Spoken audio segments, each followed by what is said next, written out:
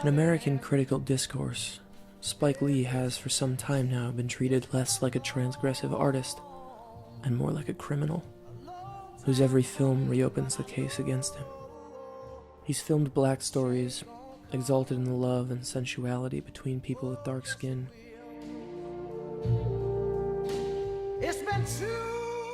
Used exaggeration and enormous satirical devices to dissect the myriad ways white America has and continues to subjugate people of color.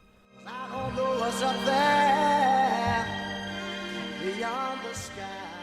And he's done all this in a completely unique tonal register, shaped by his love of jazz, soul, hip-hop, nearly Greek tragedy, and the enormous personalities he puts in front of his camera.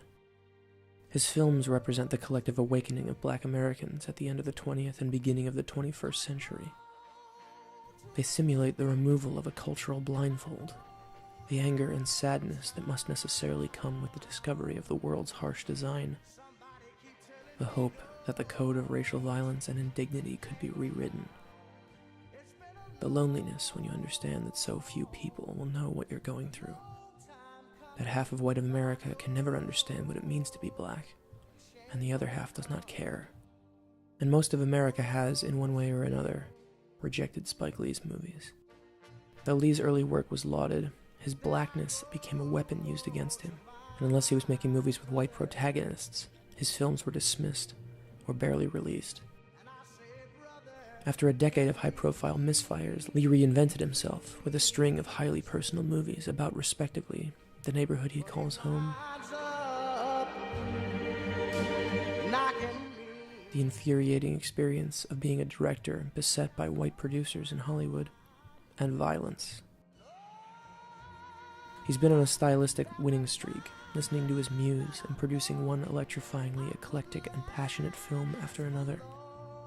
Naturally, people still hate them.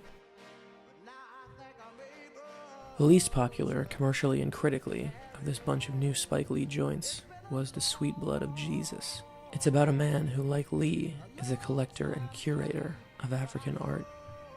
Look no further than its title, a reference to the religious race pictures from the 40s and 50s.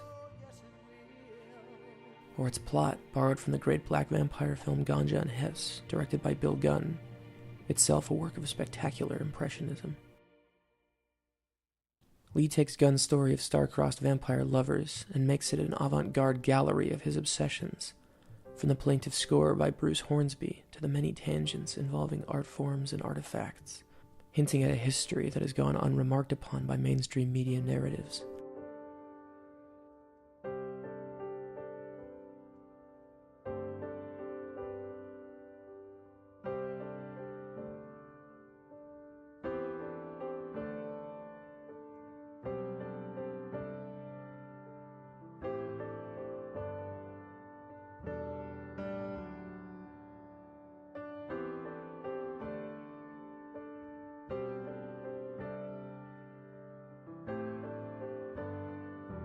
It's also a meditation on religion, and how accepting it in your heart strands you in time, removes you from the waves of progress that crash all around you.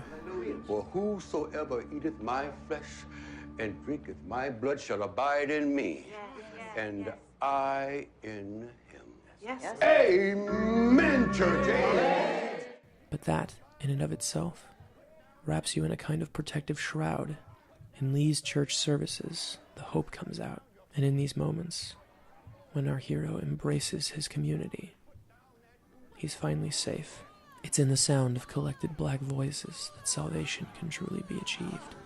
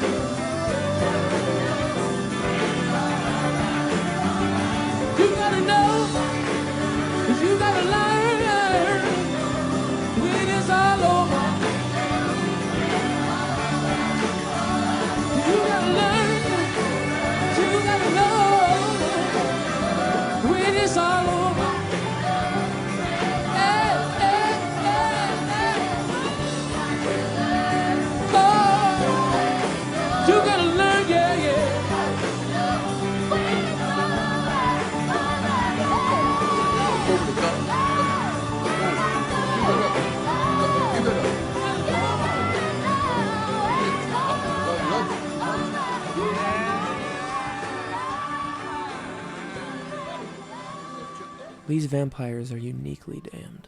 They quarantine themselves away from the rest of the world, except when they need to feed. But that isolation already mimics the way they feel as strong-willed black intellectuals. Resource that we can How are your drinks, ladies? Oh, just fine. To cream. Where's yours? Oh, I don't drink before 5 o'clock. Or that's what they all say. Please help us to settle an argument.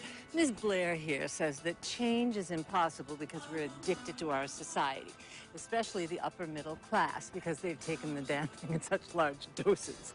We're all junkies of one sort or another. What decides if one is a criminal or not is which side of the law your fix is on. Really?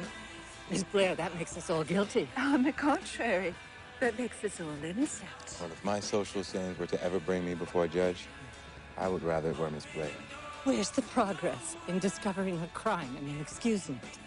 We might as well go back to swinging in trees. But Africa is the cradle of civilization. Touché. They were outsiders before they were vampires, infected by forbidden addiction. But this world is a cruel, harsh place, especially for a black woman.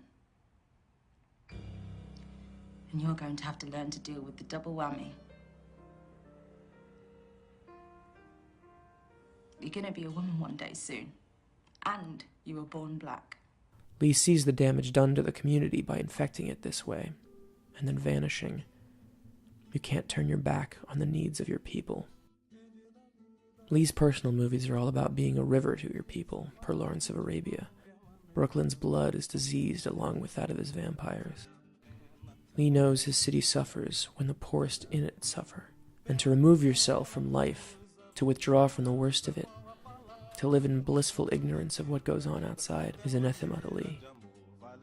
As much joy as he takes dreaming up a kind of paradise for his hopeless couple, this intoxicating percussive love poem shines a bright light on the things Lee loves most and by which he is obsessed.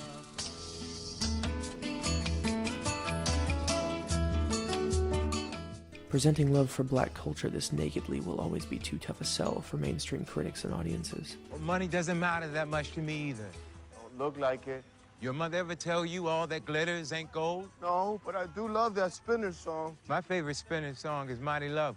Lee will probably never find full acceptance here, no matter how brilliant and idiosyncratic his work has been.